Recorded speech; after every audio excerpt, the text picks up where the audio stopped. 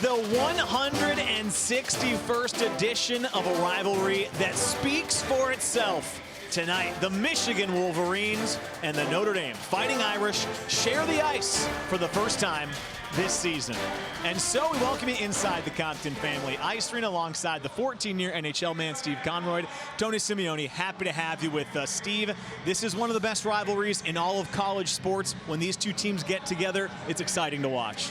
It certainly is. I mean, the first game was back in 1923. It's just amazing, the history. The fans are going to be really into it, and should be an electric feeling here tonight. Let's talk Notre Dame first. Scoring at the top of the roster has been good. Landon Slaggert's now 4th in the country in goals with 10, but they're looking for some other forwards to step up. The guy we're going to highlight is Cole Knuble, the freshman. Yeah, he's a talent, and he was highly sought after in the college ranks. A lot of colleges wanted his services. He was a star in the USHL. In fact, he took the Fargo Force to the finals last year. Now, the transition has been tough for him.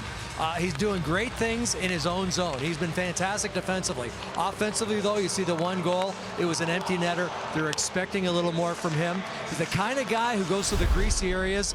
Look for him to have a big night against Michigan. His dad, Mike Knuble, longtime NHLer, went to the University of Michigan. I'm sure this means a lot to him. Let's look at the other side now for Michigan. Mention Landon Slaggert. He's got 10 goals. That's 4th in the country. Also with 10, tied for 4th, is Gavin Brindley, the sophomore for the Wolverines. He's a fun guy to watch. He really is, because he's got a motor that never stops. In fact, his coach, Brandon Naurato, said that he plays 6 inches taller and 100 pounds heavier than he actually is. And you'll see in these highlights, he's got a really good knack of getting to those quiet areas. Those areas he's not going to get checked.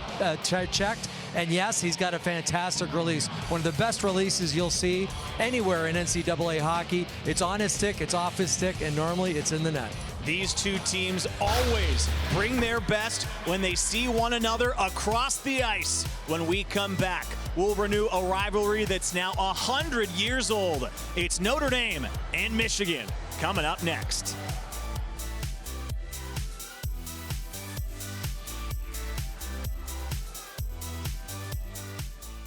Almost set for Notre Dame and Michigan game 1. There's the Irish netminder, Ryan Bischel. His numbers took a hit in the 6-1 loss against BC, but he is still the reigning Big Ten goaltender of the year from a season ago. He has started every game in net for the Irish. On the other side, Jake Barczewski, after 4 years at Canisius, comes here to play a graduate season with the Wolverines. He's been solid in the net for them. They need him big time this week with 4 key contributors out coming in to this weekend series, Steve. Yeah, and he gives them that kind of stability, you know, calm, cool, and collected. He settled things down back there. 4 Wolverines out coming into this weekend series, which is the last game that the Michigan Wolverines will play until the first week of January. They won't play another Big Ten series until January 19th when they play the Spartans. So you know they want to go into the holiday break with a good taste in their mouth as they have the first rush of the contest on here as they take it behind the net. This is the freshman Garrett Shifsky who sends one out high for a big shot from Jacob Truscott that goes wide. Yeah, Shifsky, real good job protecting the puck. Watch this. Oh, Cole Knuble was searching for Trevor Janicki. Sends it right back to Knuble. This is a line, the second line for Notre Dame. They'd love to get going. Both Trevor and Justin Janicki with the freshman you highlighted in the open, Cole Knuble. Yeah, you know, they get their looks, whether it's, you know, in their normal rotation as a second line, and here's a breakaway. Patrick Moynihan has a chance for a goal in the first minute. Big stop by Barczewski. And he just made himself big there. He went down into the butterfly. Moynihan with that clear-cut breakaway, tried to go upstairs, right off the shoulder. Great energy on both sides of the ice. You get the sense like it's a rivalry 100 years in the making. Here's Brennan Ali for Notre Dame. Freshman backhands one down low for Danny Nelson. Another freshman goes to work as Luca Fantilli works on him for Michigan. Ali sends it out high, long-range shot from Ryan Seedham, didn't get through. Ali's right back on the puck. Goes to work in the corner, good feed to Moynihan, and the Irish keep the pressure on. Zach Kluzinski shot tipped in front, rebound was loose, and Hunter Strand tied up well by Fantilli to keep him from banging in the rebound. Almost with his first of the year for Hunter Strand. Really like the start here from the Irish. They're making good plays in the offensive zone, creating some turnovers, and maybe more importantly, getting pucks towards the net. Notre Dame's coming off a lopsided 6-1 defeat last week in a single game the day after Thanksgiving against Boston College, now #1 in the country. They looked like it in that game just 1 week ago. You know, it's funny you mentioned that Bischel gave up 6 goals in that game. None of them you could really hang on him, and he still has a .928 save percentage. Yeah, keep an eye on Bischel throughout the night. See how he bounces back. BU scored 8 against him. BC scored 6 against him. And you mentioned the numbers are still stellar. Save percentage close to .930 as it's intercepted by Nick Moldenhauer, the freshman for the Wolverines. He holds the zone and drops it off to Seamus Casey. Talented defenseman, looking backdoor that time for a streaking Tanner Rowe out of his reach. And here we go again. Henry Nelson on the move. His shot deflects up high. No whistles close to 3 minutes into the contest, and it's been entertaining as well. Tony, this is the definition of end-to-end hockey. That's what we've seen so far, and it's been exciting to watch. If you had a ticket to this one, hope you weren't late because you've missed plenty of action. Jacob Truscott seeking a way out of his own zone for Michigan. Going back to that last rush by Sean Casey, he was looking for a man off the side of the net. Jake Boltman did a real good job tying up his stick. I think that was part of the reason he couldn't connect. This puck loose through the neutral zone, taken back by Shifsky. Here he comes with a shot on Ryan Bischel. He'll stop it. And after 4:26, or beg your pardon, 3:26 of continuous action, we have a stoppage on the ice. Yeah, and some real nice action too. Clear-cut breakaway from Moynihan. You see him try to go upstairs. Barchevsky just gets that left shoulder on it, up over the crossbar, and Brendan Ali all alone in front of the net. Gets the redirection. Hunter Strand can't find the rebound. But good decisions there by both of those forwards, getting to the greasy areas, going to the blue paint, and the defenseman getting shots on net. See the number for Michigan next to them, 13th in the country coming into this weekend series. But so far in Big Ten play, just 2-4-2. It is, of course, as we've talked about throughout the year, a very good conference. Wins, they come at a premium in this conference, and over their last 8 games in Big Ten regular season play against Notre Dame, how about this? The Irish are 6-1-1 against the Wolverines. Isn't that amazing? Oh. And we talked to head coach Navarro about that earlier today, and he said that Notre Dame's our kryptonite. I don't know what it is, but they just seem to play their best hockey when they're playing against Michigan. Should mention that's come in 2 years when the Wolverines have gone to the Frozen Four as Landon Slaggert just shot one over the bar. Coach Navarro, I might have said Navarro. Navarro. Brendan Navarro in his first full season as the full-time head coach.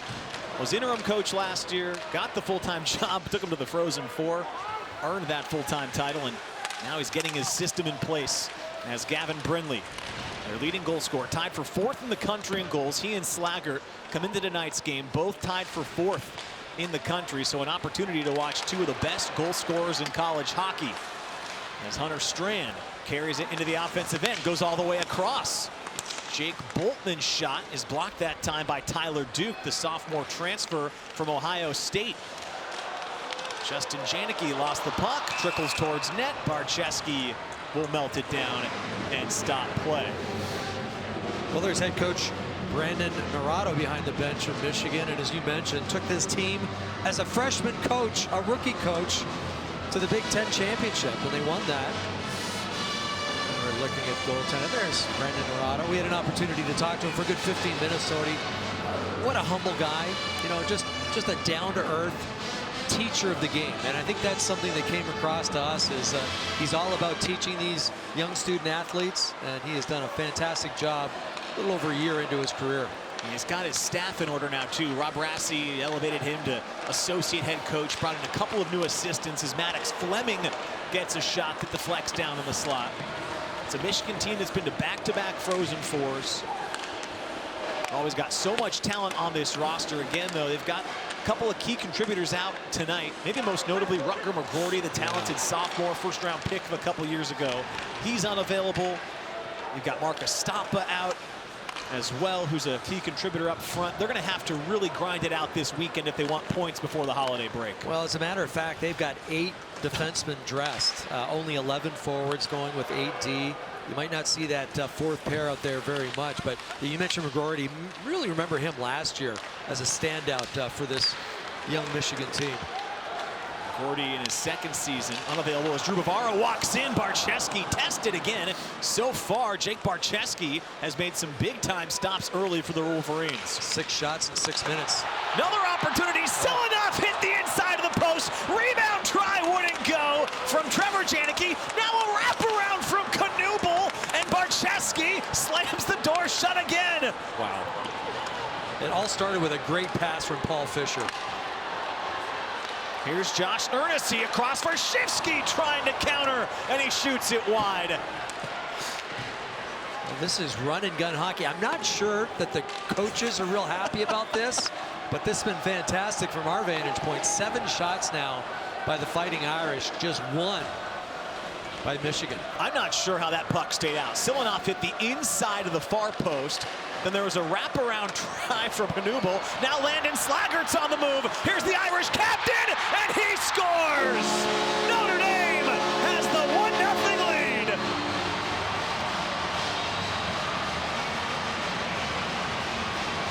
Well, speed kills, and it certainly killed Michigan on this play. Took a look at Barczewski. I think he thought about coming out to play this puck. Maybe he should have. Instead, he stayed in the net. Landon Slaggert wins the race, scores the goal. And here's that chance off the inside of the post by Grant Silanoff. Great pass by Fisher. And here's the goal. Off to the races, Landon Slaggert. Great job using that left leg to protect the puck. Puts it in the empty cage. And a furious start for the Fighting Irish. This has been some kind of hockey game to watch here. Slaggert now has his 11th goal of the season. He's the only Irish forward with more than 3 as Danny Nelson's on his way in. He's taken down, and Seamus Casey takes it away for the Wolverines. As you mentioned, Steve, shots heavily in favor of Notre Dame here to begin, as the second one of the game is on the frame of Bischel from Tanner Rowe. But the Irish have really managed to tilt the ice in their direction here in the opening few minutes of this contest. Well, they've done a real good job of getting pucks in and then getting pucks back. And it's through a very aggressive forecheck.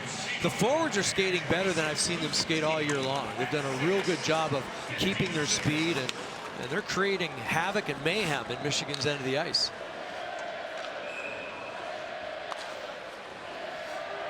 Take one more look at that goal. Landon Slaggert, we mentioned his 11th goal of the year. And he's literally even with the defender and just pulls away from the defenseman right at the last second. Like how he uses his body to protect the puck. And Barczewski's been perfect thus far. Just can't quite get his toe on that one. That was Stephen Holtz, the defenseman he beat to the puck. So the Irish have the opening goal. Big hit in front of the Irish bench. A linesman took a spill. As that shot from Marshall Warren, the transfer from Boston College, goes wide. And that was the linesman who ended up in the Fighting Irish bench. A couple of defensemen helped him make sure he didn't get all the way in. Pat Richardson, Christopher Labette are the linesmen tonight. Another chance for the Irish to break it out the other way. Tyler Carpenter just had it roll off his stick. He tracks it down, bangs it around the wall for Maddox Fleming. Out it comes for Bavaro. Back for Fleming. One more time for Bavaro, whose shot deflects down in the slot. Very active D from Notre Dame. Nice give and go there from Bavaro and the winger. Justin Janicki for Notre Dame sends a trundling puck towards net. Barczewski able to handle it easily. Then Warren lofts it high and down the ice, and an icing call will bring it back the other way. Jeff Jackson has to like the start for his Notre Dame team so far. Don't want to jinx him, but tonight, Steve, if they get a win, it would be number 400 in his 19 years in South Bend. Wouldn't that be unbelievable? 581 currently overall for Coach Jackson. And, you know, he stressed in his press conference this week, we didn't play the way we're capable of playing against Boston College last week. And you can see that the message was delivered and the message received by his team, because they have come out guns a-blazing. There's Philip Lapointe, gains the center line, and after the icing call, he chips it in deep, and the Wolverines can make a change behind him. Oh, pass almost intercepted. You saw it. TJ Hughes got a piece of the puck. Now Brindley's on it. Here's Gavin Brindley. The most dangerous Wolverine's going to draw a penalty. And now a chance to get the extra attacker out there. Here's Holtz. along the blue line, holding the puck. It's now 6-on-5, and an opportunity for Michigan to cash in. Brindley, oh, he lost the handle, and Sedum's able to touch it up, and it will be a power play coming for Michigan. Yeah, Pluzinski ends up taking the penalty. Now, Fighting Irish should turn the puck over, and that's part of the reason. Pluzinski a little flat-footed, and he gets his stick up into the hands of Brindley. That is certainly a hook. And so the first power play of this night goes to Michigan. Well, here we go, Steve. Michigan on the year, close to 33% on the power play. 22 power play goals so far this year. They are dangerous when they get a 5-on-4 now. They are without some key contributors, but still an opportunity to work some magic and tie this game in the opening period. Set it up in the offensive end. Here's Truscott. Out for Hughes, across it goes, quick one-timer, rebounds loose. Casey on the doorstep is stopped, and Bischel somehow recovers to cover the puck. I'm not too sure how that puck stayed out of the net. Drew Bavaro does a really good job in front on Dylan Duke. Dylan Duke has a wide open cage. Watch 24. 25's in front. He's got it. He gets cross-checked. 2 minutes to cross-check. Drew Bavaro's going to get a penalty for that. Yes, it was a cross-check. And there you see the cross-check, and that shot is actually maybe stopped by Bavaro. Let's take one more look at it here. Let's run this. Oh, I think it was Bavaro maybe stopped that second attempt. Regardless, Bischel ends up with it. 5-on-3 now for Michigan. Yeah, and a lot of time on the 5-on-3. A minute 35 as Truscott holds the puck. Chance for Michigan to tie it here in the early goings. Hughes does just that. TJ Hughes, the sophomore, lights the lamp, and this game is tied. Well, you get one of the best shooting teams in the entire nation. They connect on over 12% of their shots, and TJ Hughes, one of those guys who can really tee it up. And Ryan Bischel didn't see that to the last second. Maybe got screened by his own man out there. That was Danny Nelson trying to block it. He blocks a lot of shots, but he doesn't block this one. Perfect shot from Hughes. 1-1 the score. 9th goal of the season for Hughes. This game has a breakneck pace to it. You can feel it. Just a palpable sense throughout the building. And now a shorthanded opportunity for Notre Dame. Good back check by Marshall Warren to pick the puck back up and settle things down for the Wolverines. Yeah, real important they finish this kill. Still a minute 23 to go on that second power play. So still a lot of kill time here for the Irish. Look at that. Warren again holds that puck in at the line, and they can keep the power play on here and now go to work. There's Moldenhauer across for Warren. Sends it for Frank Nazer. There's Nazer off to Warren. He'll take a shot, deflects wide. Moldenhauer is going to be the first one to get there. He's worked on by Boltman. Now LaPointe comes to support along the wall with still 50 seconds to go in this 5-on-4. Wolverines have tied it on the 5-on-3. Now Trevor Janicki is on the run. Here's Janicki all the way in, and once again Warren is able to break it up. Warren's having himself a really good shift out here. I thought Janicki did a great job protecting the puck. Just lost it at the last second. Warren draped all over him. Still on the ice. Figure he's tired here as Knuble goes to work on Warren. Circles in the corner. Good work by Brindley to settle it. Warren's looking for a way off the ice. He needs an exit ramp right now. Well, he lists him at 6 feet. He looks a lot bigger, but he's got that long stick. And you mentioned it. A good pickup, Tony. A couple of key keep-ins on that power play. That is so important. Here's Brindley now with speed. Drops it off for Truscott. Takes his time. Power play's expired. Still some time, though, as Ali takes a few extra moments to get out of the box. Now he is streaking after the puck, but this is too far. And icing will bring it back into the Irish zone. Well, let's watch Warren. And keep in mind, this is towards the end of a shift, a long shift for big number 77. Trevor Janicki gets a half a stride on him, but watch the reach. Right there. Just gets enough of his stick. And I like Janicki keeping it out to his right to protect it. And he did, but unfortunately just couldn't keep up with the puck. Didn't get a shot on net. Here's another area to look at. Michigan's the #1 face-off team in the country. They win 55.5% of their faceoffs. So far tonight, they've got a 6-4 advantage. Something to monitor. Notre Dame's very good as well. They're right around 53% coming in. Well, puck possession so important. You have it, it's just so much easier to get things set up. When you don't have it, you waste a lot of energy trying to get it back. Oh, great backhanded shot that time from Chase Pletsky that Bischel's able to slam shut, keep it out, comes out to the line, and then it's swept into the Michigan zone. Shots were 7-2 at one point for the Fighting Irish. Now, they had to kill a 5-on-3, which they didn't do, and then they had to kill another penalty. So we're tied now, make that Michigan now up 8-7 in the shot department. Stephen Holtz sends it across. Dangerous feed. Hunter Strand poked it away. Then it's into the skates of a linesman. Stops a potential breakaway. Ali lays a big hit, and Strand's got it back. Here it is for a shot in tight from Mastro Domenico. Would not go, and then Justin Janicki pours in the rebound.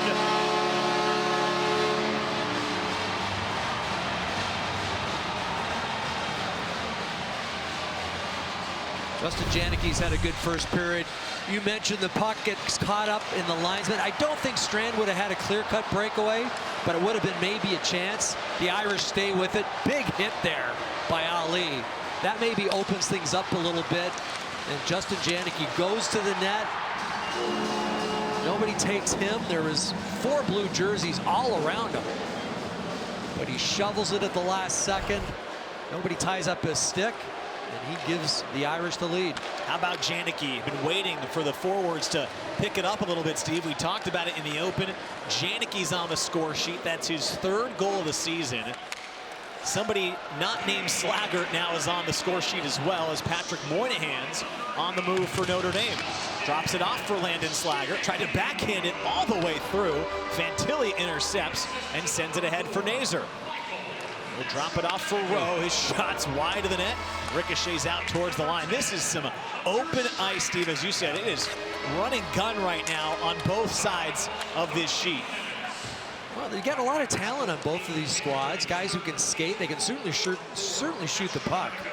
And we've seen it on full display here early in the hockey game. Oh my gosh, look at Casey. Stick handle his way into traffic, sends it in front, and then another big save from Bischel. He denies Dylan Duke.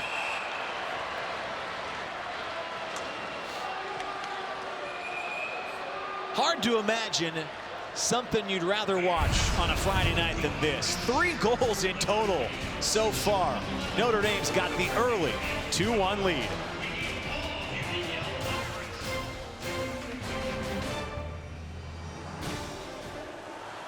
Notre Dame leads 2-1 in the first period. Tony Simeone with Steve Conroy. Look at this. This has been 100 years now, Steve. You mentioned it, 1923 when they first got together. Michigan has the lead. We mentioned, though, as of late, Notre Dame is 6-1-1 over the last 2 seasons in which Michigan's gone to the Frozen Four. It's great when these teams get together. Well, there's, as you mentioned, obviously so much history, but so much pride, too. And I think that's what brings out the best in athletes is, you know, the rivalry, the pride. Maybe the fact, too, that Notre Dame didn't have their best game against Boston College last week. They have come out and really established themselves in this hockey game. Here's Brindley as Michigan's coming off a weekend in which they managed to get a win over St. Cloud State in a shutout. Also tied 3-3 in a game they led. As that puck is saved by Bischel. Another chance for Notre Dame to bust it out. As Janicki will send it ahead for the freshman Paul Fisher. In that series against St. Cloud State, they only allowed 1 even strength goal the whole weekend. So they've given up 2 already in this first period in Notre Dame. There's Fisher for Carter Slacker's one-timer. He scored a goal a couple weekends ago against Minnesota. The last 2 games, Notre Dame scored just a single goal against Boston College in their second game against Minnesota. It had only been Landon Slaggert last week and Carter Slaggert in that last one who had scored. Already to have 2 here in the first period, that has to do a lot for their confidence offensively.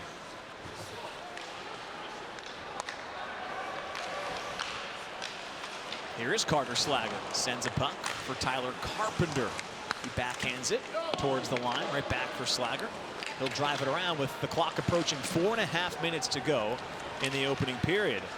Ernest Will carry it into the offensive end. Quick wrister that Bischel is able to stop. He used Seedham, the defenseman, as a screen.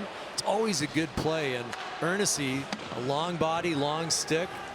That puck just jumped off his stick, and Bischel did a good job of tracking that puck through his own defenseman. Earnesty's got 4 goals on the year as this puck comes in on Bischel, and he stops play. Well, if you joined us late, the action has been fast and furious. Landon Slaggert started us off about 7 minutes in, and then TJ Hughes tied it up on the power play, 5-on-3 power play, actually, at 10:01. And then just most recently, Justin Janicki is 3rd of the year at the 13-minute mark.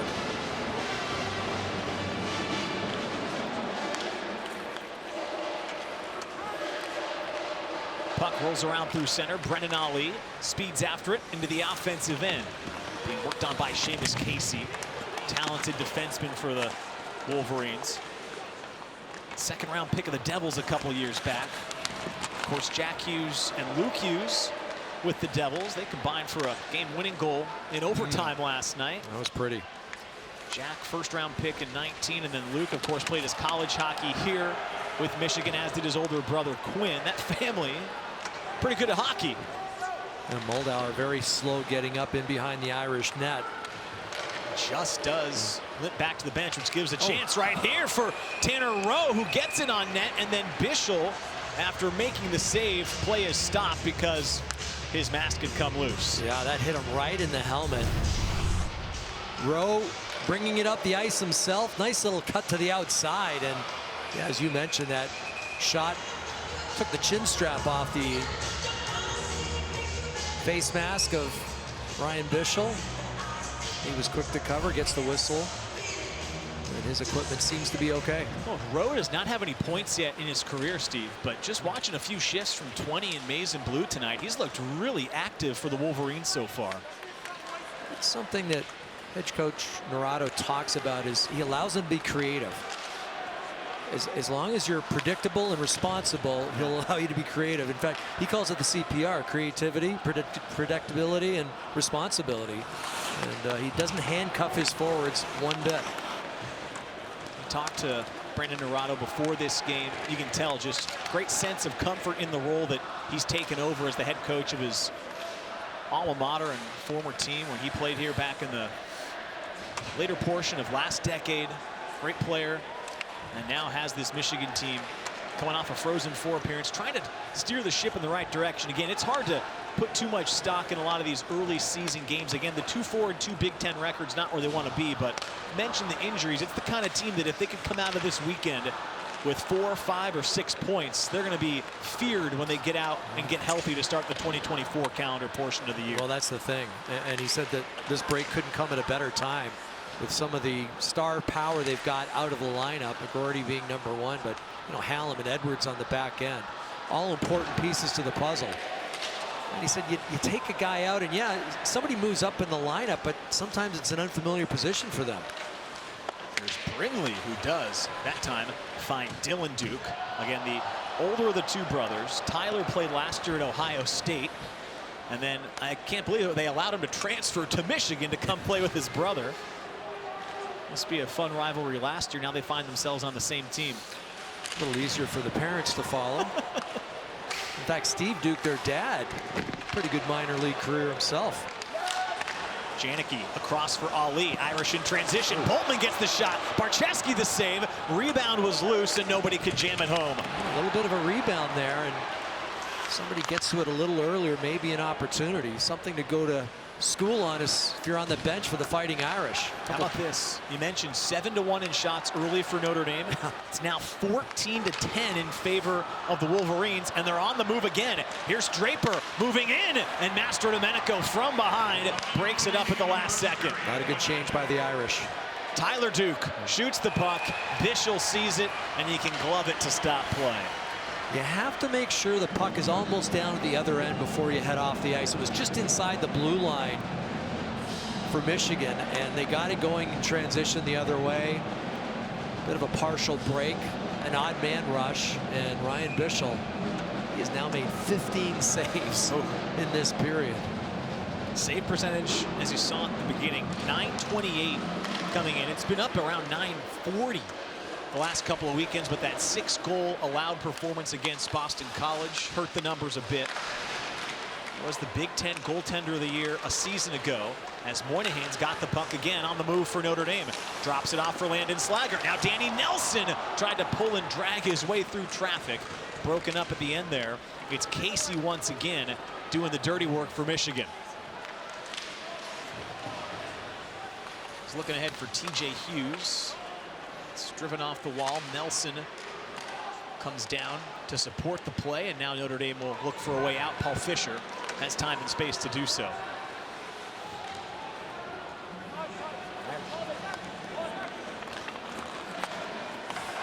Final seconds of the first period will come off the clock, and that'll do it. An exciting first 20 minutes of play. Notre Dame got the first one. Michigan tied it up, and then Justin Janicki gave him the lead. Yeah, highly enjoyable. I mean, we saw skill on display. We saw speed certainly at its best, and we've got ourselves a hockey game. 27 shots between the two teams. If we see that the rest of the way, it'll be a fun 60 minutes tonight. Coming up during the first intermission, have a chance to hear from Notre Dame Athletic Director Jack Swarbrick as he's on his way out at the end of the season. His sit down with Jordan Cornette, and then we'll get a chance to talk to Justin Janicki about the go-ahead goal. Exciting first period of action between these two storied rivals, Notre Dame and Michigan. It always seems to live up to the hype. No different tonight. The Irish lead 2-1 after one.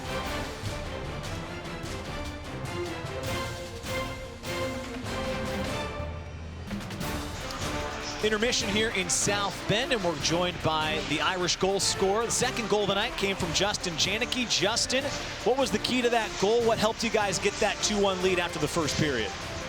Yeah, you know, Brennan Ali with a big hit there, freed up the puck, and then had a little rush, and I was planted at the net and was able to just get the rebound. So something I've been focusing on is kind of getting to the net and staying there and being hard on pucks. So it was good to get rewarded there, but something we got to keep doing here in the next two periods. Hey, Justin, just an unbelievable start by your team, and obviously coming off that loss to Boston College. What was the message in practice, and what was the message going into this game? Yeah, I mean, obviously that's pretty embarrassing, losing like that. It's happened twice this year, you know, BU and then BC. So I think we were able to respond to that BU loss earlier in the year pretty well and went on a little bit of a run. So we knew we could do it. Like, just got to simplify things and play our game. You know, we've kind of balled against Michigan in the last year since I've been here, at least. So using that and just trying to keep it simple and build some momentum here and play well going into Christmas break. So, yeah. All right, Justin, appreciate it. Good luck the rest of the way. Thanks for the time. Yeah, thank you so much. All right, there's Justin Janicki. Notre Dame has a 2-1 lead after one.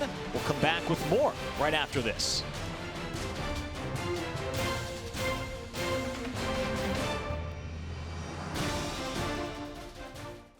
First 20 minutes of Notre Dame and Michigan have certainly lived up to the hype. We're almost set to start the second period here in South Bend as we welcome you back inside the Compton Family Ice Arena. Tony Simeone, Steve Conroy. That's exactly what we were looking for. 20 minutes in, so fun to watch these two teams play. We're going to show you the highlights and all three goals and how this game got to be 2-1 after one. It all started, Steve, with Landon Slaggert. He got the action started early for Notre Dame. Well, we know he's got speed. He's got the afterburners. Ryan Seedham with a real nice pass off the boards, and it's off to the races for Landon Slaggert, his 11th of the year. Good job protecting the puck, too, with his leg. Down at the other end, the Irish take two penalties, both defensemen, Buzinski and then Bavaro. That makes it a 5-on-3, and that makes it a goal for TJ Hughes. Nice little one-timer from the point. I don't think Ryan Bischel saw it. That made it 1-1. And then kind of a scrambled play. The linesman gets the puck caught up in his skates. Huge hit by Brendan Ali. Love that Justin Janicki pointed that out. And then Master Domenico, the shot gets blocked, but he gets it to the front of the net, and Justin Janicki stays with it. There's that hit again. Brendan Ali, not a real big guy, but he buries his player, and Justin Janicki buries the puck, paying the price in front of the blue paint, and that gives them the 1-goal lead. You mentioned the Justin Janicki interview that we had at intermission. That was great that he pointed out that the hit led to that. You could tell he was giving some props to his guy Ali. I also love what he said about the loss against BC. He was quick to point out, that was embarrassing last week to lose 6-1. Mentioned the BU game they lost 8-2. Was quick to point out they weren't pleased with what they put on display in those 2 games this year. But you know what else he said, and they've talked about it, is that they wanted a bit of a run after the BU blowout. They wanted a bit of a run. They're hoping maybe after that blowout for Boston College, they get on a bit of a run here. And it's important because they're all Big Ten games. They've lost their last 2. They scored just 1 goal against Minnesota, and then the last game against Boston College. It's the first time all year they've lost consecutive games. See how they bounce back here as that puck takes a funky hop off the wall. Fortunately for the Irish, nobody was home for Michigan, and that was an open cage. Paul Fisher, defenseman, all the way down below the line, centers it, and then Moynihan out of midair whacks it in, and the Irish lead 3-1. Great decision by Paul Fisher to jump up on the play, and then watch the pass. This is a backhand no-look pass right to the front where Moynihan is. There you see Fisher, the big rangy body, sheds a couple of checks. There's the pass. And a great reception by Moynihan. It wasn't in his wheelhouse, so he has to corral it on the backhand, brings it to the forehand, gets Barchevsky out of position. And that's the way you start a period. Just 54 seconds in, they've got the 2-goal lead. That was a great look on that last replay. I wasn't sure. He did catch it just before it hit the ice. Some great hand-eye from Moynihan. And Notre Dame's got the first 2-goal lead of the night. And impressive from Fisher, too, because not only does he jump up on the play, a couple of guys tried to hit him, and they ended up going down. There's a shot from Shifsky, and Bischel makes the save. Michigan has 1 goal so far. It came on the power play, their 23rd power play goal of the season. Came in as the 2nd best power play unit in the country. See if they can find something 5-on-5 now to chip away at this 2-goal deficit. Again, they've got Rucker McGroarty out. Jackson Hallam's out for the season. Then Ethan Edwards and Marcus Stappa out. They should have all 3 of those guys, Stappa, Edwards, and McGroarty, back when they resume the season in 2024. This is their final series before the turn of the calendar season, but they've got to find a way to get through this weekend right now without the services of those 3 as Ali takes it away. Brendan Ali for Janicki, and Barchevsky makes a huge save for Michigan. Well, Truscott, their captain, gives them a freebie, an unforced error. He turns the puck over, and Janicki, I believe, fans on this shot. Really nice job by Ali to sell the shot. Everyone's kind of committed to him. Brendan Ali with a head up, and look at that deft little pass. Yeah, and Janicki didn't get all of it. And you're right, Steve. If he connects on that, he's got a big-time opportunity. Barchevsky's still able to see it as it was fluttering towards him. Could have been a 4-1 game. A missed opportunity maybe for Notre Dame, but right now you can sense the Irish have the momentum in this hockey game. Puck came out, so they got to tag up. Delayed offside, and they'll vacate the zone. There's Luca Fantilli. Oh, chipped in on Bischel. Just barely got a piece of it, almost fluttered past him. Even though it's fresh ice, you get a puck bouncing, it's going to do some crazy things, and a good reaction there from Ryan Bischel right at the last second to get his blocker on it. We've seen a couple funny hops here in the last few minutes. I just saw the last second there, and he short hopped it, and he obviously played a little bit of baseball growing up, Ryan Bischel. It's amazing the hand-eye. We just saw Barchevsky, his hand-eye on display. Those are 2 unique saves or stops they each had to make in sequence as Bischel makes a more conventional save here. Now stops play, and then Duke takes a shot after the whistle. He doesn't like it. I think Master Domenico just thought that Bischel had the puck covered. He shouldn't be getting poked at by Duke. And Ryan Ryan Bischel does such a good job of covering up the puck because this puck comes in. Watch how quick he is to cover. He kicks it, uses that stick, the paddle, and that's where Master Domenico wasn't happy. So Brindley comes in to pay back a favor. Really impressed with the rebound control. And the fact that he kills the play just with his stick and then his glove gets the whistle. Officials now coming together to work on maybe a rough patch here right at center ice. Yeah, so what they do is they get some extra snow because there's some snow buildup, either it's on their skates or they'll maybe even scrape it up themselves, but they'll put it in the hole, they'll put it in the gouge, and they get some water on it, smooth it down with the puck, and within about 3 or 4 minutes, that'll be ice again. If you spend your life at a rink, Steve, I do feel like you could do enough to earn maybe a minor in some kind of science. Whether it's chemistry, maybe in a math, like geometry. Do you have a geometry and chemistry on a hockey rink? There's a lot going on out there. There certainly is. There certainly is. And we give a shout out to a former teammate of mine, Mike McNeil, who's in charge of the Compton Family Ice Arena. That's right. He's sitting down just in front of us. Longtime NHLer, played with the Chicago Blackhawks. That's where I played with Mike, but he does a fantastic job running this world-class facility. Yeah, last night after Michigan's practice here, there was a high school practice on the rink. They're constantly getting teams on and off this rink and the secondary rink. So many junior, young age kids come through here to play their games. It's amazing what it's done for this community, really around college hockey too. These rinks in a lot of cases multi-purpose for a lot of people in the local area as well. Yeah, if you've never been to South Bend, come and visit the campus, obviously, but come and visit the rink because, as you mentioned, there's a practice rink built into this main arena. And a lot of tournaments going on here on the weekend. I know that I had 2 boys growing up in Chicago. We probably came out here half a dozen times for tournaments. And you think Michigan's close by. They've got a bunch of great teams. Chicago, 3 or 4 AAA hockey teams. Yeah. There's always a lot to do on campus at South Bend. There's always a lot of hockey in this building. It's built back in 2011. Hard to believe now it's almost 12 years old. And we were talking about it in the last weekend series against BC. They played that dedication game back in 2011. This was a big part of when Jeff Jackson came here, getting this facility built. You can see right there, there's the dedication game against Boston College, now over 12, close to 12 years ago. It's done a ton for this program, obviously, but as you alluded to, community as well. It's been a huge asset for the university in South Bend as a whole. Irish have the pressure on off the face-off once more. There's Cole Knuble looking for his second career goal, and Barczewski just saw it at the last second. That's what Cole's got to do, be a little more greedy out there and take the puck to the hoop himself. That shot was from range, but he's got a really good shot. And showing a little bit of confidence here. Trying to stretch one for Maddox. Fleming couldn't quite corral the puck in time to do so. And now the Wolverines take it away. It's Shifsky who chips it in deep, and now they chase after it.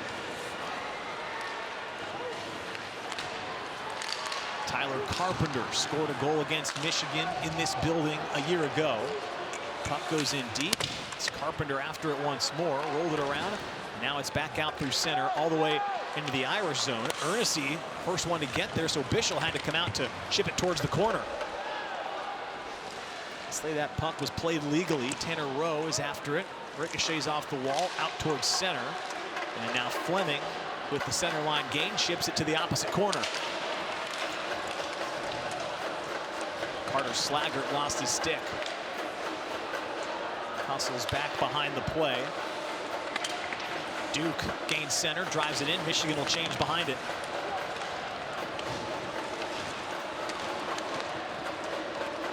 Shot still in favor of Michigan, 19-14. It was a 7-1 early lead for Notre Dame as Henry Nelson, defenseman and brother of Danny Nelson, goes to work below the line. He'll retreat now as Hunter Strand gathers it for Notre Dame. Sends it across for Nelson. His one-timer is blocked that time by Nick Moldenhauer. The freshman gets in the shooting lane.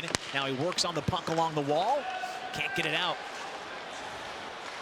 Truscott, though, does gather it and send it ahead for Pletzky. Strand's got it through center, looking for Janicki, who scored the second goal of the game for Notre Dame. And it taken back, and the Irish will retreat to their own zone. Bavaro quickly ahead for Justin Janicki. He'll carry it, try to center the feed. It comes all the way through traffic and back into the Irish end. Yeah. Justin Janicki looking for Hunter Strand, who was right in the middle of the ice. Just missed him by about 6 inches. Paul Fisher, well, the puck is moving right now for Notre Dame. Nelson across for Ali, and Barczewski able to stop it at the top of his paint. It's been a tale of 2 seasons for Patrick Moynihan. His first 10 games, didn't have any goals. The last 5 games, how about that? 4 goals in 5 games for Moynihan. Of course, he played his first 4 years at Providence. And he has been heating up lately here for the Irish. Yeah, that goal, now his 41st of his career. Came over with 123 games of career experience. It's been a nice addition, and as you in that graphic pointed out, Steve, after maybe a slow first month, they've picked it up as the net came flying off. Seedham collided with the net, it appeared. I actually took my eye off it, not quite sure how the net came off, but it came flying off its moorings. Ryan Seedham, he's been such a steadying influence back there. And let's take a look. Oh yeah, he gets bowled over actually. Ernest just kind of tripped him up. Seedham takes the net off, and it's a good thing that those nets come off as easily as they do. And that's still about, I'm gonna guess those nets weigh close to 80, 85, maybe 90 pounds. I can't remember who it was against Boston College. It was either maybe Ryan Leonard or Will Smith that went flying into that exact net. Jelvik. Jelvik, that's right. Jelvik, yeah. And it came off, but not as quickly as you'd like, and you could see how much pain he was in just coming into contact with that right post. Yeah. Here's Nazer, who was looking for Shifsky, who had a chance, but it ricocheted off a skate. Then Bischel whiffs on his clearing pass attempt. Irish a little sloppy out of their own end, but here comes the captain, Landon Slager, nonetheless. He's looking for Moynihan that time, went all the way through to Barczewski. Stephen Holtz able to get ahead for Dylan Duke. Duke avoids a check from Bavaro, takes it around the net. Grant Silanoff does well to force him to the periphery. Across for TJ Hughes, sends it back. Here's a shot, and Bischel denies Truscott. Ryan Bischel was waiting for that. Even though that pass is about 65 feet across the ice in front of him, great anticipation, great strength pushing off from his right to left. Now Brindley's shot doesn't get through. Trevor Janicki's after it. Good work by Brindley and Hughes to skate back and deny him a lane into the Michigan zone. And now this puck goes all the way down for an icing call. You know, Tony, to be a good goaltender, you've got to be able to read the play. And watch Bischel. He knows the pass is coming. The push off, he's waiting for it. He's actually challenging the shooter. So not only is he getting from his right to his left, but he's coming out. And by coming out, you cut down the angle, you make the net a little smaller, and Truscott nowhere to go really, just up into the letters of the Notre Dame crest. That's always so impressive to me, Steve, about good goaltenders, and Bischel in particular there. He went across, and then he also is able to push out as well, right? That makes it so much more difficult for the shooter. Well, that's the footwork these guys work on each and every day.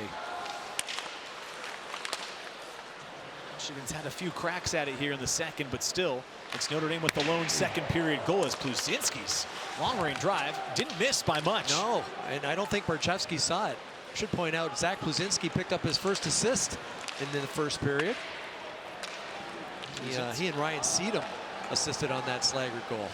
Pluzinski, that's, yeah, as you're pointing out, his first assist of the year. He's led the team in block shots throughout the season, known more as a stay-home defenseman, but Pluzinski getting credit for that first assist. And Notre Dame, I'm sure, loves to see more production coming from that bottom half of the stat sheet so far in this one. Yeah, the native of Eagle River, Alaska, as you mentioned, 31 shot blocks to come into this game, leads the entire Fighting Irish squad. Ryan Seedham actually in second place with 26, but he's one of those unsung heroes. He does those little things that get you wins, whether it's blocking shots or being physical in front of the net, and sometimes doesn't get all the credit that he probably deserves. For his career, that's now his 11th point. Had 5 points his freshman and sophomore year combined. Last year had 5. Took him a while to get his first of the season. As Strand Wanted a penalty. Yeah, Draper's stick came up. It was accidental, but I think it came up just on his chin. So play continues, and the Irish will change. They get it into the Wolverine zone. Marshall Warren, former Boston College captain, playing his 5th year with the Wolverines, sends it ahead for Draper. Keenan Draper gets it down low.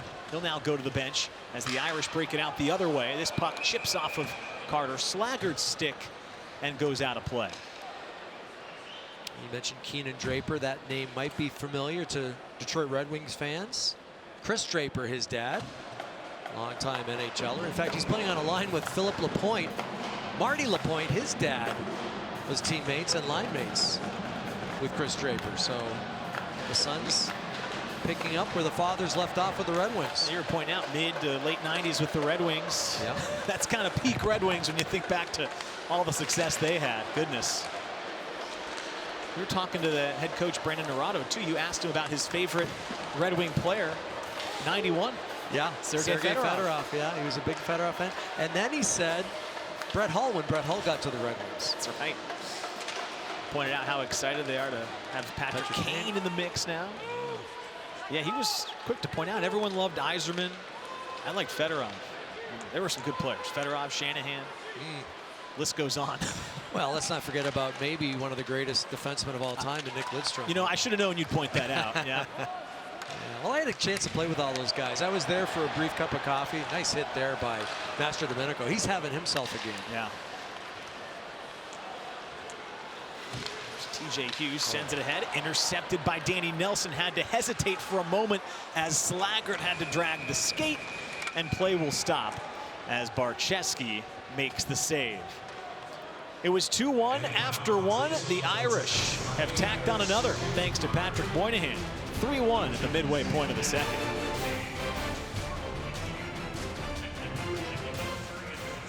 Notre Dame leads 3-1 at the midway point of this one. There's a look at head coach Brandon Naurato. Tonight, Steve, we've talked about it. Here's the guys they're missing. They're not going to get Hallam back the rest of the year. He's done. But McGroarty, Estapa, and Edwards just not ready to go this weekend with their injuries. So it's tough against the Irish, but they should have them back for the stretch run in the second half. Yeah, the break couldn't come at a better time, as Coach Naurato told us. And he said, listen, it gives an opportunity to other guys to step up, but he said sometimes they get thrust into roles that maybe they're not comfortable with, maybe they're not accustomed to, but been really happy with the way his teams responded. Yeah, he said our record could be a little better, but he actually said, I like the way our team's playing this year more than last year. At this time, yeah. I couldn't believe that. That was unbelievable. Really surprised me. So he's got a lot of faith in this team. He just thinks it's a matter of time and getting guys back that it'll all come together. It's a lot of skill you saw on that graphic they don't have available. And again, they don't play a Big Ten game until January 19th. I think that's 7 weeks until they'll play Michigan State. And then they'll play Michigan State twice in about a 3-week span. And Michigan State's been so good this season, 8th in the country as Brindley shoots one that goes just wide. Yeah, sorry, Tony. Breakdown in coverage there. You know, typically you don't see a guy that wide open, especially a guy like Brindley. And he had all sorts of time and space, and he put it about 6 inches wide. Mentioned that Brindley coming in was tied for 4th in the country in goals with 10. He had 9 goals in his first 9 games, just 1 in his last 7. As a penalty's coming here, it's going to go against Michigan. They're going to get Philip Lapointe as Janicki's on his way into the offensive end, and now it's 6-on-5 for a brief moment. Irish are content to carry it back in their own end. That was Master Domenico. You're right. It's Philip Lapointe with the penalty. Master Domenico, who I mentioned a couple of times, helped draw that penalty. It's now taken by Moldenhauer, and that'll set up the power play. Master Domenico lugging the mail to bringing it up the ice, and you see he gets kind of wrapped up and does a good number job. 22, 2 minutes for holding. Holding's a call. You see he kind of leaned into that stick, used his elbow to maybe pinch it a little bit, so he draws the call. And Brindley, number 4, you can't be that wide open, and it looks like Landon Slaggert might have lost his check. He was trying to skate back in desperation to make sure he didn't get that shot off, but you can't give Gavin Brindley that kind of open ice. Here's the other thing to keep an eye on with Michigan. We talked about how great their power play is. Their penalty kill this year has really struggled. One of the 5 worst in college hockey as Notre Dame gets their first power play of the night. They've only killed 73%, as you see right there. 60th in the NCAA. They've allowed 17 power play goals against this season. Tony, I thought it was good you asked Coach about that. And Coach Naurato said, they've changed up their penalty killing system a little bit. It used to be a 1-1-2. They've gone to more of a diamond. And he said, I think it'll come eventually. We're not going to change just yet, but it's just a matter of getting our reps. Let's keep an eye on it right here. As Notre Dame has had a streaky power play this year. It's sitting at 18% coming in, but they're just 2 for their last 15. Here's Seedham. Over for Strand with 1 minute gone in the power play. Seedham fires the one-timer, didn't get through. Good work by Stephen Holtz. Blocked it, cleared it towards the line, but not out. Still enough. Drops it for Strand. He'll take his time. Rotate it to Seedham. Here's Janicki. Wide angle, shoots, in tight, save Barczewski. Second backhand try is saved as well, and he's able to freeze it. Well, it took them a while to get their first shot on the power play, but they got it, and they almost had a second attempt. There you see the puck towards the net, and yeah, there's that second attempt by Hunter Strand, who is still looking for his first goal of the year.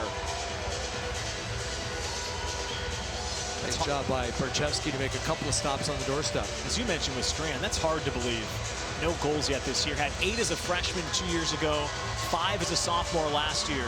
15 points in each season and just 4 assists this year, and still without that goal.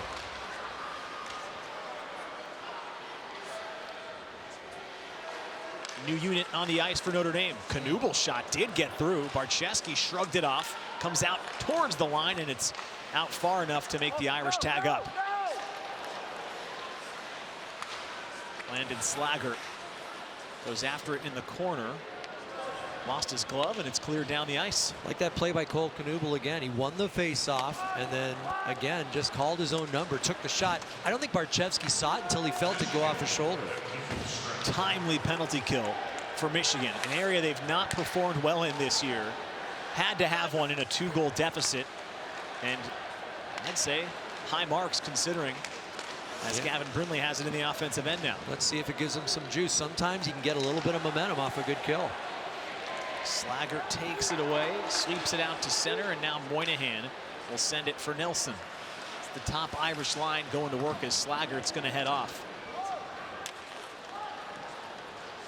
Here's Warren, played 130 games with Boston College before coming over to join the Wolverines in Ann Arbor. Puck is lodged up along the wall. Hunter Strand comes out of the pack with it. This pass a little bit too lengthy. Ali, though. Oh. Thought he won the race. I think a lot of people thought he won the race. Well, Ali's got such good speed. I mean, I think he surprises a lot of people. And he certainly surprised one of the Wolverines in that first period with a big hit. He's not overly big, but he gets moving really quickly. He's listed at 6 feet and almost 200 pounds. So that's pretty good size, but he can absolutely fly out there. Talked to Jeff Jackson a couple weeks back. He was really happy with the way the freshman's performed. He said the next step is finding some power play time for him. Yeah. Clock's approaching 5 minutes to go here in the second. Shots pretty close to even now. 22-20. Notre Dame with a 2-shot edge. More importantly, they got a 2-goal edge. It's Justin Janicki plays it for himself. Good work by Holtz. Forces him to the outside. Janicki, though, drops it off for Pluzinski. Didn't catch it cleanly. He'll backtrack and drop it for Seedham. Ryan Seedham's shot, way wide, goes towards the corner. Here's the captain for Michigan, Jacob Truscott. Ricochets one off the wall, scored his first career point against Notre Dame 3 seasons ago.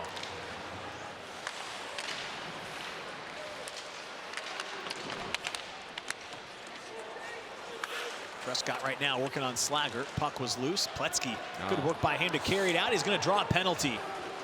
Slaggert reached in, and he got his stick just on the hands of the Wolverine. Hooking is going to be the call. You hate to see that because it's almost 200 feet away Notre from your Dame own net. penalty number 25, 2 minutes for hooking. Hooking the call, and you understand what he's trying to do. He's trying to strip a puck, but you can't get your stick up around the hands of the defender. I think he knew it right away. So the Wolverines back to the power play. Again, this has been the best part of their game all season. Their goal tonight has come on the power play. They lead the country in total power play goals coming in with 22. They've added their 23rd tonight. And what a time this would be for their 24th. See that last clearing attempt? That was by Ryan Bischel. Nice face-off win, and the goalie gets it 200 feet down the ice, and all of a sudden 22 seconds off that power play. Puck comes out towards the line. TJ Hughes, who has the lone goal tonight for Michigan, couldn't hold it in, and he'll circle back for the puck in his own end. TJ Hughes drops it off for Casey. Had it taken, now back for Duke. His feed came right back to him. He can try to reload, and it once again comes too far back into their own zone.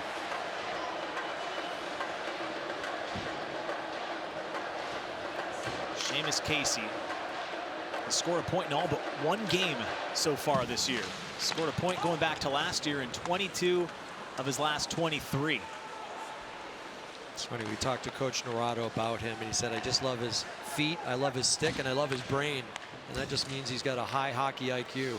Big Ten all-freshman team last year, just fanned on that pass. Janicki takes it away, and he's able to clear it into the Michigan zone. He's a second-round draft pick of the Columbus Blue Jackets. He's not overly big, but he's that new style NHL defenseman. Real good speed, great offensive instincts, and just didn't work for him that last power play. Shifsky, still 25 seconds left. Nazer takes it down low. Now the puck is loose, and it was LaPointe who had a chance, but it's swept to the corner. Warren now walks his way in. Shot from distance, goes wide. Nazer's after the puck and sends it out to Warren again. Still 10 seconds left. Backhanded feed. LaPointe lurking again. Slaggert clears it towards the wall, and the Irish captain trying to clear it, does get it out to center.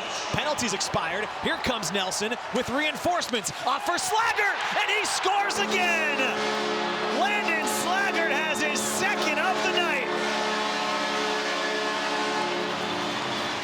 Great defense leads to offense, and it was Landon Slaggert who came down deep to make sure that Philip LaPointe didn't get a shot in front of the net. Watch number 19 right there. Just chop at the puck, and then he creates the turnover along the boards. And that perfect feed on the backhand. One times it on the backhand.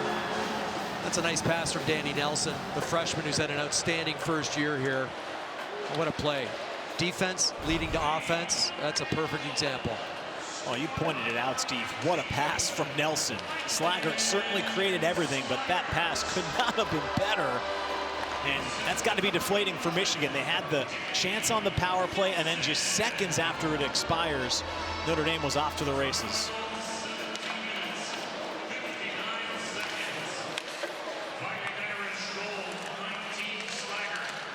Ali out for Pluzinski, whose shot gets through. Barcheski, though, is able to make the save. Really like how all the Irish defensemen are getting involved. Pluzinski, noticed him a lot tonight. Ryan Seedham, his steady self, and there's Landon Slaggert. 12 goals this year, his second tonight, and there you see the NCAA leaders in goals scored. He is currently tied for second. Check some box scores throughout the night, see where he wakes up tomorrow. It's a great updated graphic from our graphics guru, Johnny McDermott, all over it. That's up to the minute, I know it is for sure.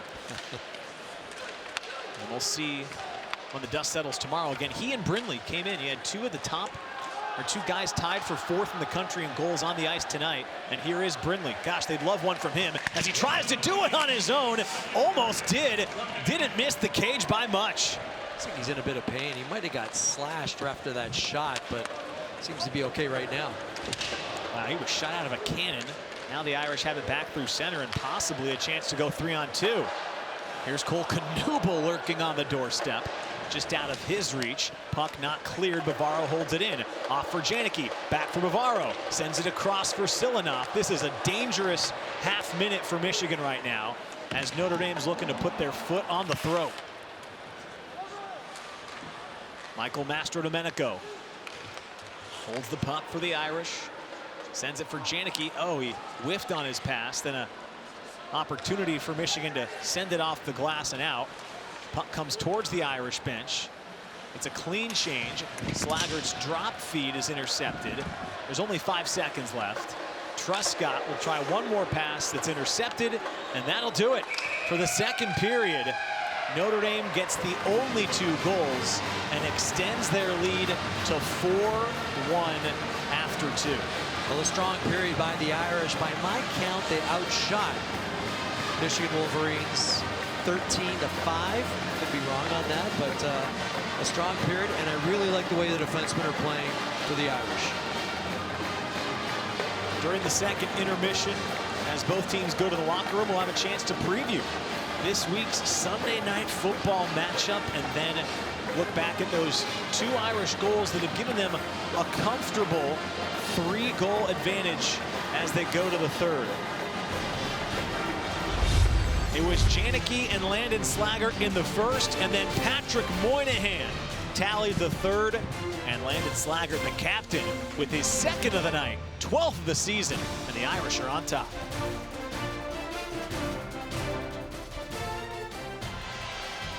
Two periods in the books between Notre Dame and Michigan, and it's the Irish on top of the Wolverines 4-1 as we welcome you back inside the Compton Family Ice Arena. Tony Simeone with Steve Conroy.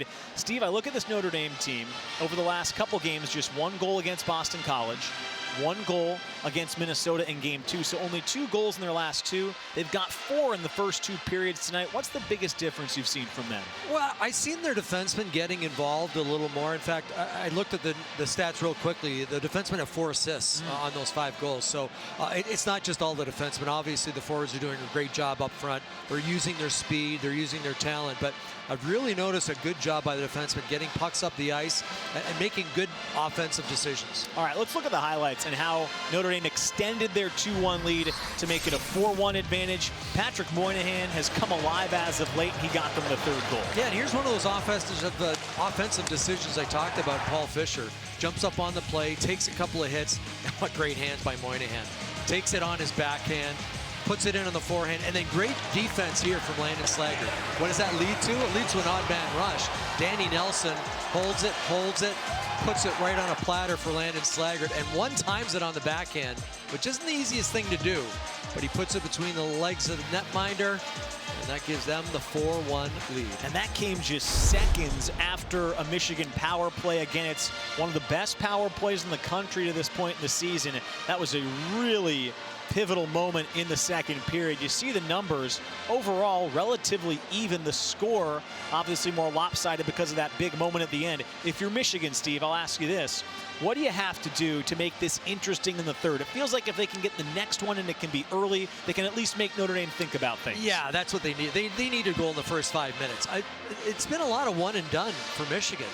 They need to get second and third opportunities on Ryan Bischel, because if Bischel sees it, as we've seen all year long, if he sees it, he's going to stop it. Should be a very interesting final 20 minutes. Notre Dame and Michigan meeting up for the first time this season. When we come back, third period between the Irish and the Wolverines.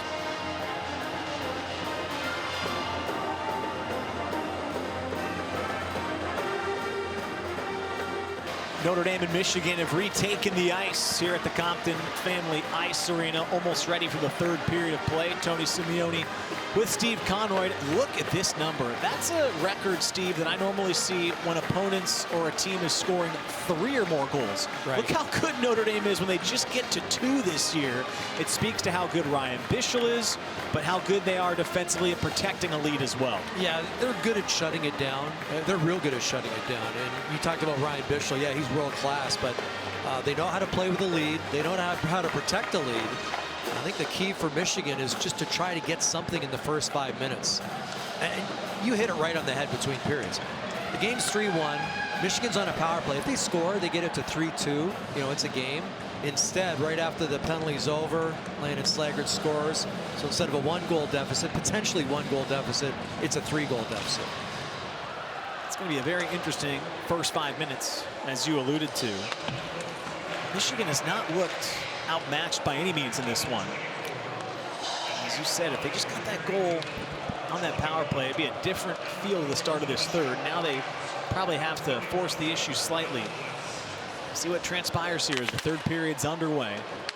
First time they met up this year. Maybe the most fascinating stat I saw coming in is just the fact that Notre Dame in the last 2 seasons is 6-1-1 against this Michigan team that's just been at the top of college hockey throughout the last couple years. As Shifsky's walking in and shoots one that didn't miss by much. They almost caught the Irish in a bad change, and now the puck's out to center. It's amazing how they've had their number. And, you know, sometimes, and it's happened to me in my NHL career, you just, you know, you're going to play well against another team, and a lot of times you're going to end up winning those games. So it's psychological, and obviously the rivalry kind of feeds into it too, but Notre Dame's done a real good job here the last 3 years against Michigan.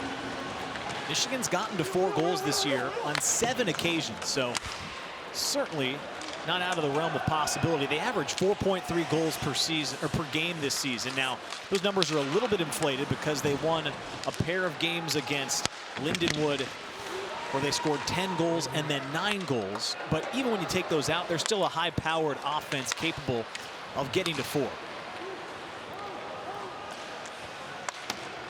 Here's Philip Lapointe. Has it in the offensive end. Keeps it simple, fires at Bischel, who gloves it and stops play. Well, they're third in the nation, right, when it comes to goals per game. Yep. They can be a high-scoring team. And there's Luca Fantilli, who I thought last year played very well. And, of course, his brother gets all the press, Adam Fantilli. Yeah. But Luca Fantilli is a pretty good player in his own right. Obviously, different position. He's a defenseman. Adam, a centerman, currently with the Columbus Blue Jackets. But, you know, this team normally averages over 4 goals per game. 4.31, I think, is the number. And that is top 5 in the NCAA ranks. There's TJ Hughes. Off to Brindley. Oh, was looking to go right back door that time to a streaking Dylan Duke. He was tied up, though, by Jake Boltman of Notre Dame. As Hughes takes a big shot in the corner from Boltman. Wolverines maintain possession, though. And now Tyler Duke sends it down and around. Brindley is not really shaken free all but once tonight. And now Brennan Ali has it for Notre Dame. Here they come. Ali tipped it just wide of the net on a feed that time from Janicki. Yeah, set play. Janicki looking for the redirection. Unfortunately, Ali punched it just a little bit wide. Now a one-time drive from Ali. We had an active game tonight for Notre Dame. Janicki's got it again in the slot, and it's poked free. Paul Fisher said, and he's going to have the puck right here. He's had a real strong game tonight. And it wasn't the best of starts for Paul Fisher this year. A couple of mistakes in game number 1 ended up in the back of his net. But he has gotten better each and every game, and really tonight showing a ton of confidence out there.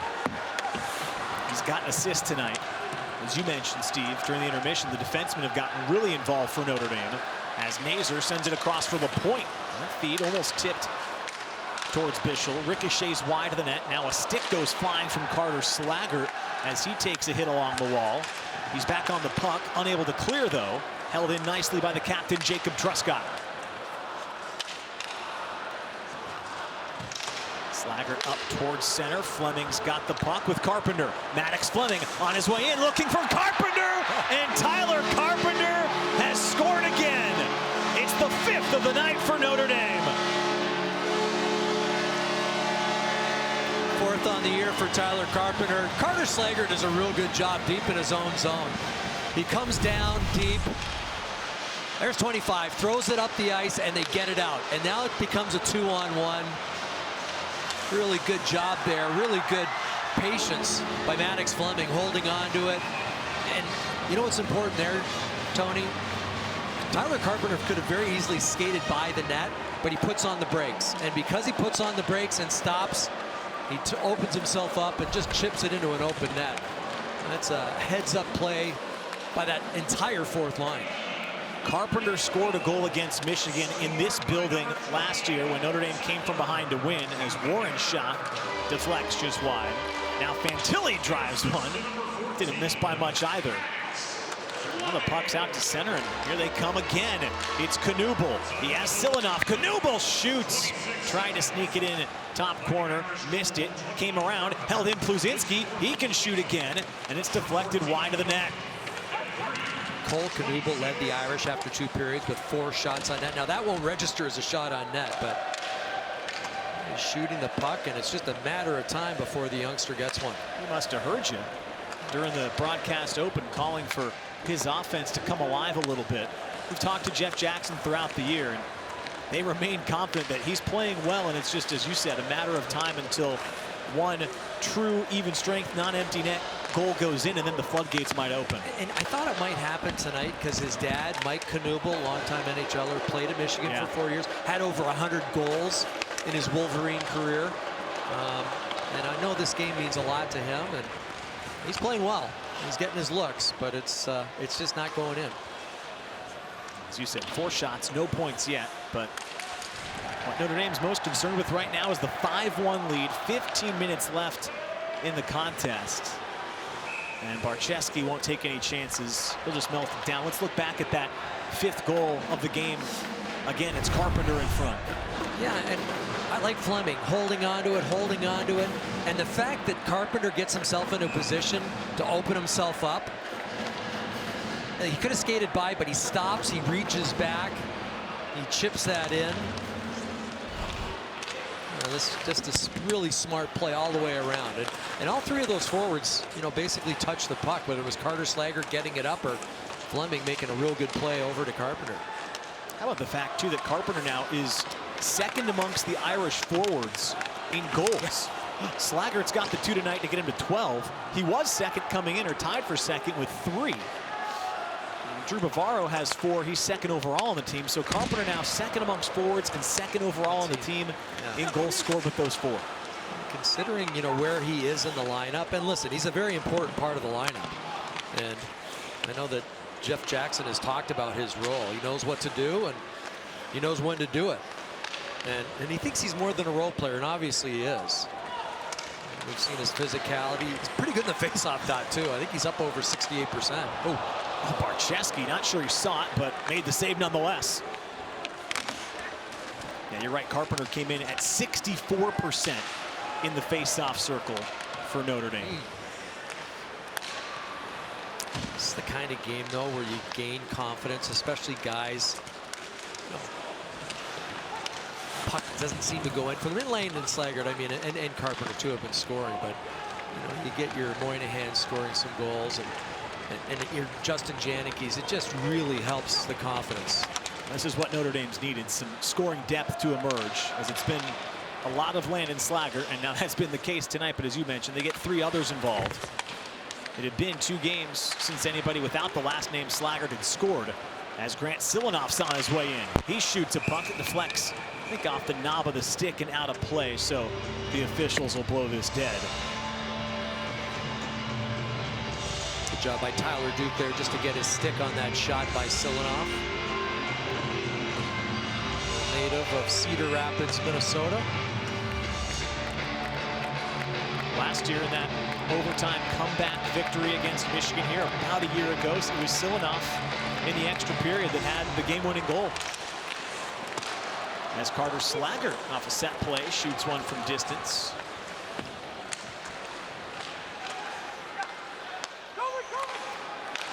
And now Fleming's got it in the neutral zone. He'll retreat into his own end.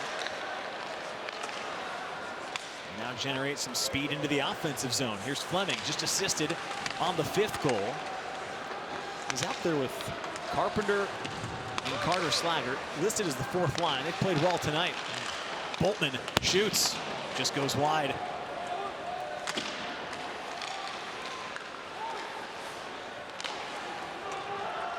As a coach, you love games like this when you're winning 5-1 because you can just roll 4 lines.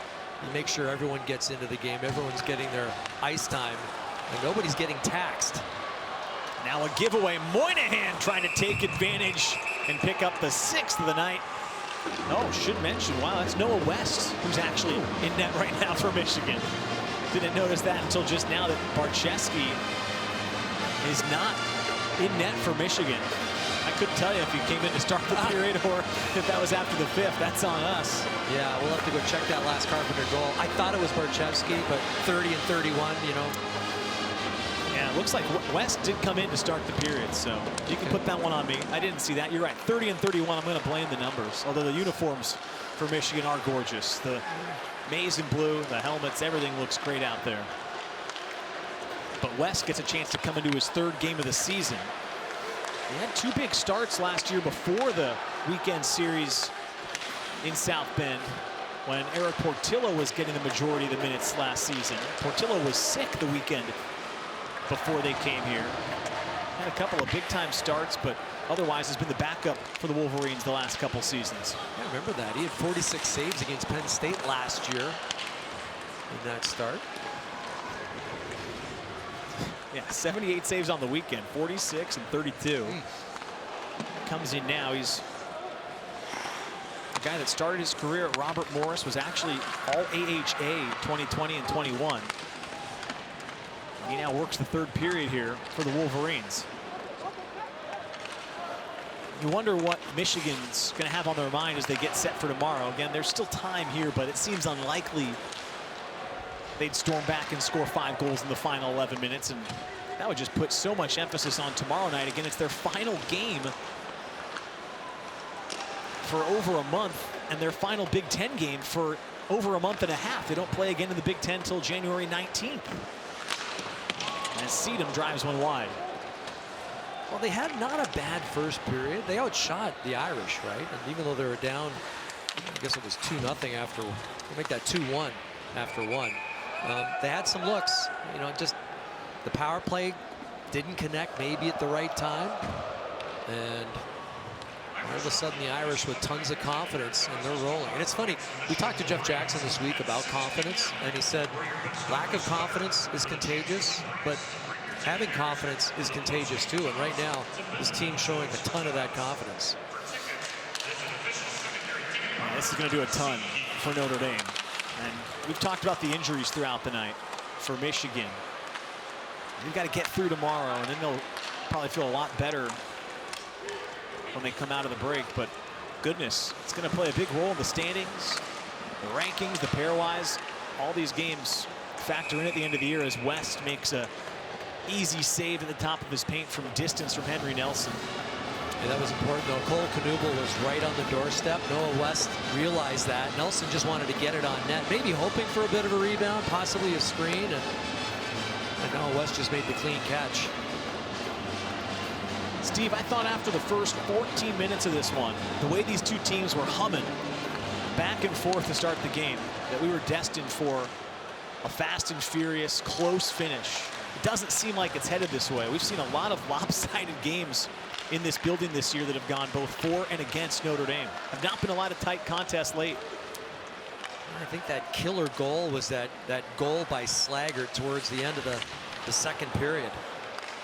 You know, it's a 3-1 hockey game, and Michigan had some looks. They had a power play, and then, you know, shortly thereafter, Landon Slaggert makes it a 3-goal lead, made it a 4-1 game at the time. But I think up until that point, you know, it was a pretty even game. And now Slaggert with 12 goals. He's got to be eyeing possibly a 20-goal season. It's been a while since Notre Dame's had a 20-goal scorer. I think it was Anders Bjork back maybe in 2016 or 17. As Carter Slaggert sends it ahead for Fleming. His shot in on West, who makes an easy save and stops play. 9 minutes and 11 seconds to go here in game number 1 between Notre Dame and Michigan. The Irish continue to extend their lead. They're on top 5-1 thanks to Tyler Carpenter.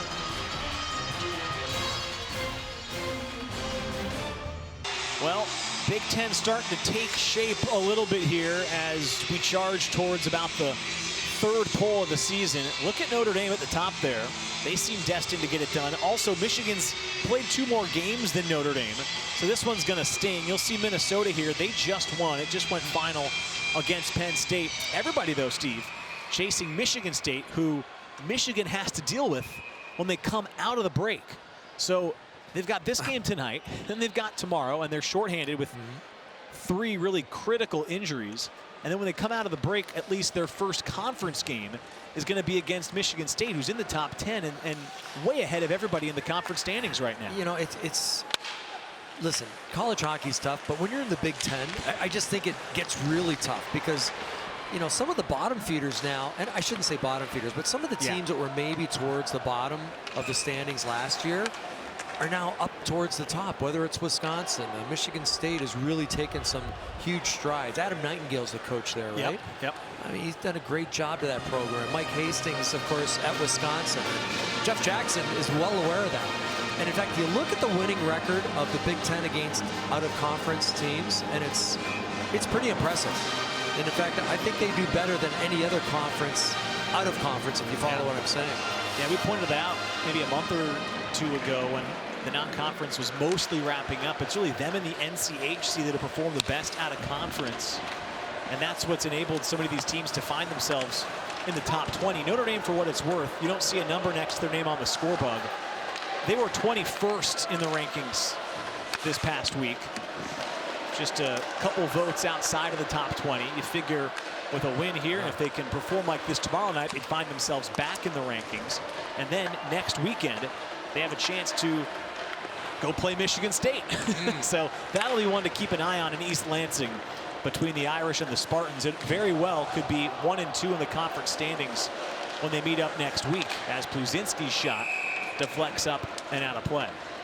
Really like the play by Moynihan there. He's showing a lot of confidence out there. Of course, Moynihan scored that goal in the second period where he showed the good hands.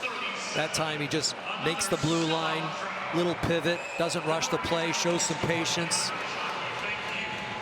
And then finds Pluzinski. Zach Pluzinski's had a really strong game. He's a +3 coming into this third period.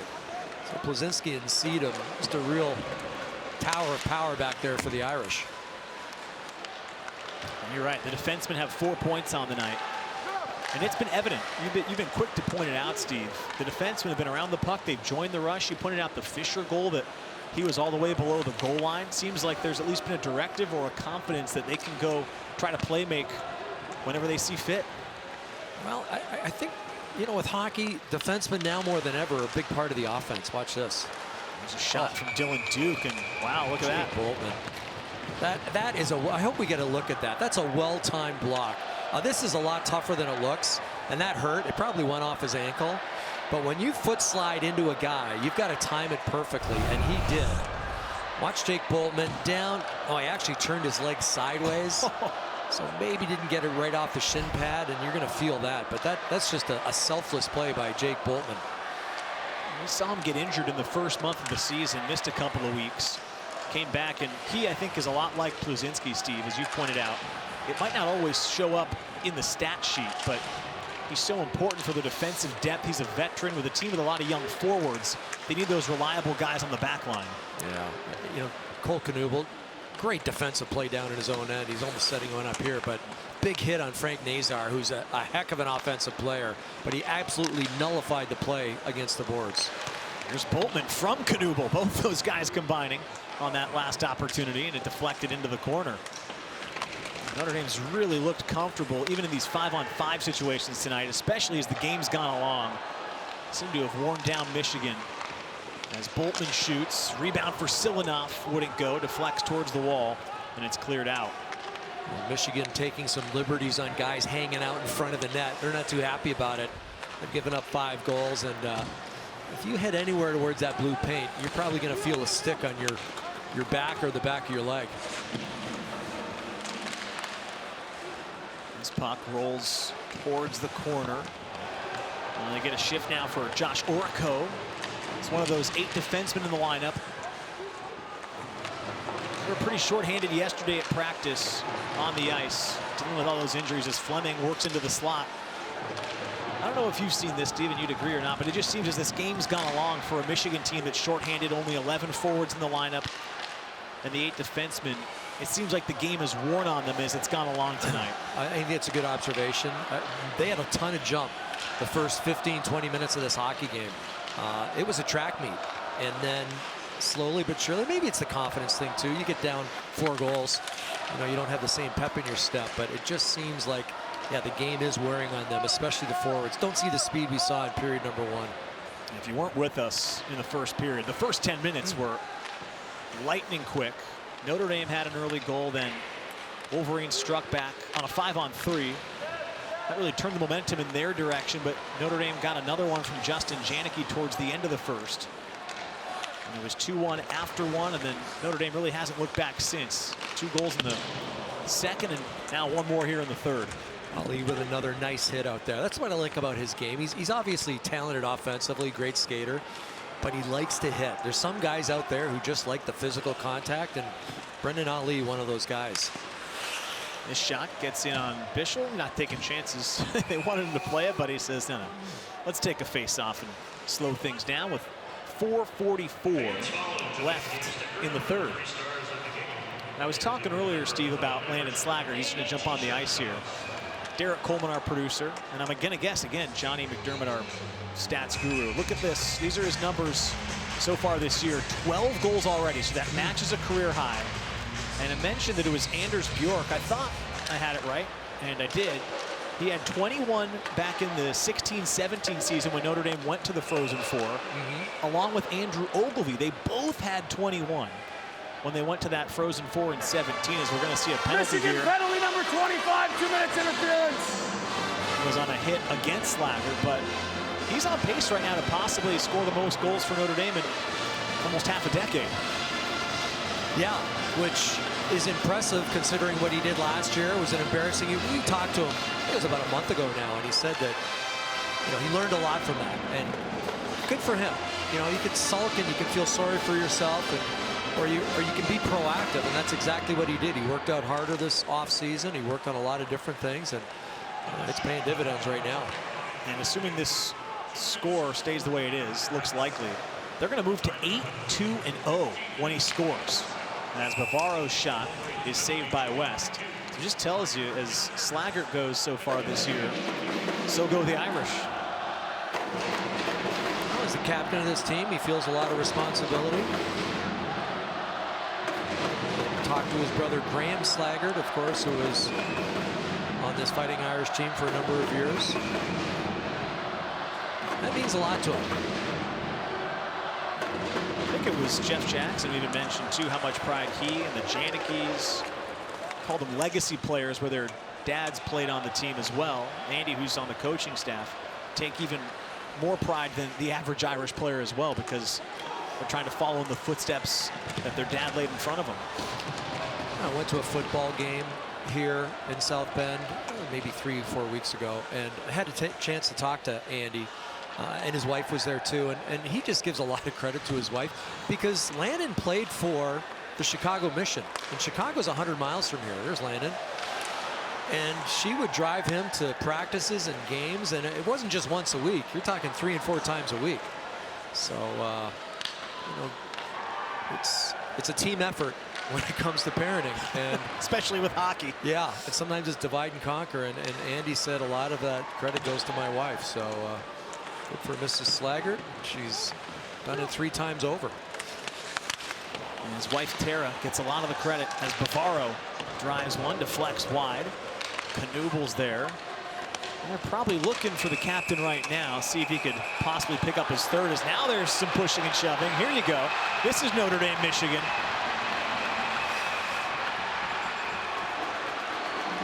Well, Danny Nelson was kind of pushed into the netminder.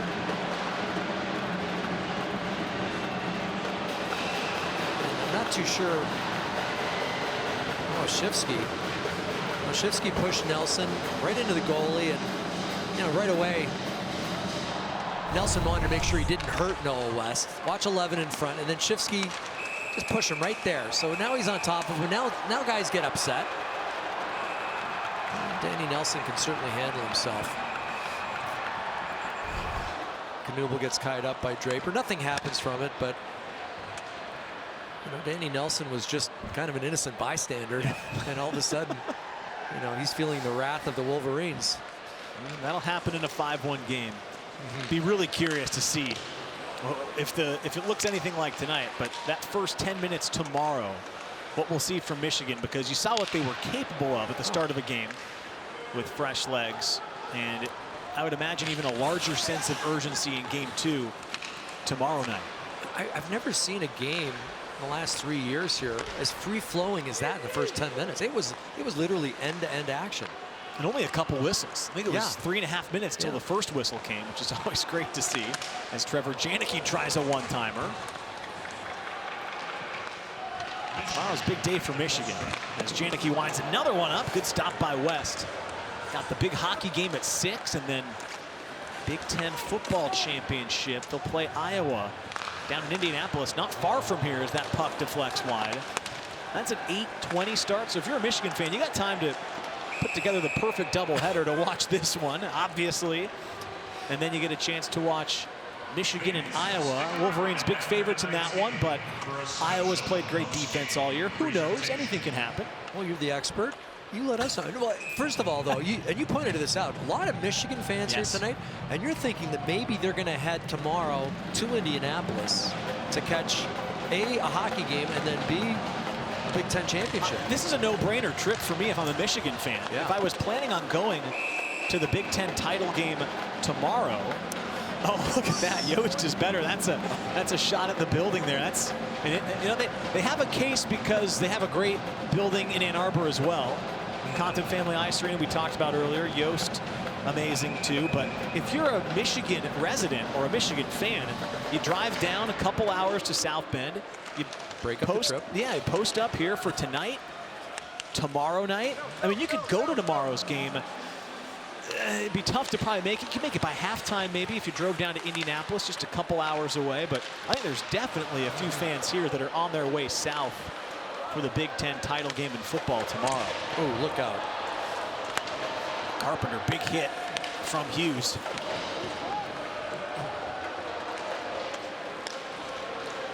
Gavin Brindley. I've not heard from him much tonight. They're going to need him tomorrow. Seen his skill a few times in spurts, but has not been able to find a lot of consistent opportunities out there. Yeah, Tony, they've really nullified his speed. I mean, he had the one good chance. I think it was in the second period where the seas kind of parted for him, and he had a good look. But aside from that, not much from the youngster. And he's got tons of talent. His head coach, Brandon Arado, just loves his motor. Just said it's always going, high compete level. But as you mentioned a number of times, they're shorthanded. They Michigan don't have all number their players. 25, Notre Dame number 28, both get 10-minute misconducts. Okay. He didn't like it at the end of the play. Dylan Duke, 10-minute misconduct. With Brindley, again, 9 goals in his first 9. It's now going to be likely 1 goal in his last 8. He's a guy that was picked in the second round, as Carpenter's done, of Columbus. He could find himself playing with Adam Fantilli soon, his former teammate who's off to the NHL. And he's a guy now that's, at least offensively, not been producing at the rate he was in the first month and a half of the season. And especially with the guys they have out, Steve, it just feels like there's even more emphasis on him. Maybe that's also what's leading to defenses being able to key on him more, right? Yeah, when you don't have a McGroarty in there and a Estapa, a guy who's great in the face-off dots, Hallam, who's going to be gone for the rest of the year. A chance right off the draw by Nazer. Yeah, now all of a sudden you can get your best defenseman out against them. You can get your best defensive centerman out against them, and it makes his job just a little tougher. See what adjustments they can make tomorrow as Nazer takes the puck away. He's on the move here. Frank Nazer takes it in. Oh, he lost his stick.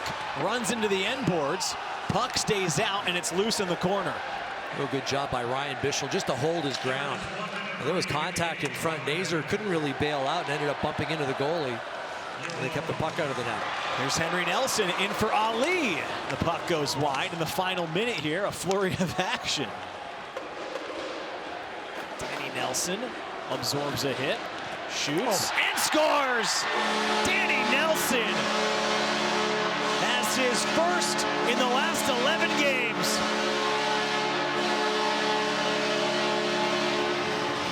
Danny Nelson's had a quietly impressive game. He's so strong on his skates. He protects the puck really well. good patience with the puck. And here you see the shot. You know, the head's up. The seas kind of part for Nelson. He picks his spot. He hits it. And I like the crossover speed here, too. You know, it doesn't slow him down. Maybe one West should have had. Don't think he was screened on the play, but that's a real good shot from Danny Nelson. Quite the exclamation point for Notre Dame. In a game that was close in the first 10 to 15 minutes, they have really turned it on here late. Coming off a 6-1 loss against Boston College, and it looks like they're going to be on the winning end of that 6-1 margin tonight. This is going to improve them to 7-1-1 in their last 9 games in the regular season against Michigan. Hard to fathom with how good Michigan's been over the last few years. Boltman's shots in on West, and he'll stop it with 2.5 seconds to go. It's funny, sometimes you lose 6-1 at home. You're embarrassed, basically.